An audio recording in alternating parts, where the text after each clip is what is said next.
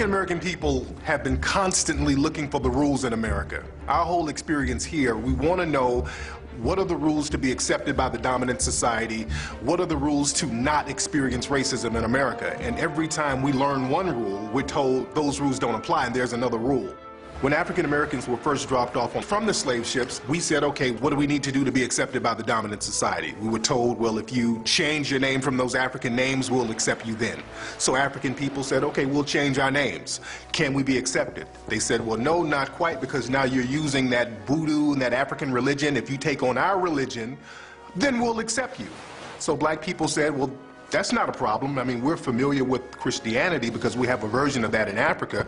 The whole European Jesus thing, that's a new thing for us. But if you'll accept us and you'll lay off the racism, no problem. We'll be better Christians than you. Can we be accepted? The dominant society said, well, no, not quite, because now that African voodoo is still there, so maybe if you weren't so lazy, we'll accept you. So black people said, okay, well, we're slaves. Nobody works harder than a slave. We pick all this cotton, we do all this work.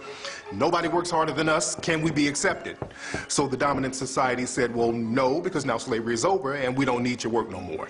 So black people said, okay, well, how about hiring us since we have all the skills? The dominant society said, well, no, not quite, because we have white-only unions, so we don't need that. So African American people said, okay, well, look, how about we just build our own communities? We'll build our Tulsa, Oklahomas, our Central Avenues in Los Angeles. We'll build our own prosperous communities, and we'll just leave you be. How about that? The dominant society said, well, no, you can't do that, because now you're making a little more money than us, and now you're becoming a threat, so we're going to burn those little communities down.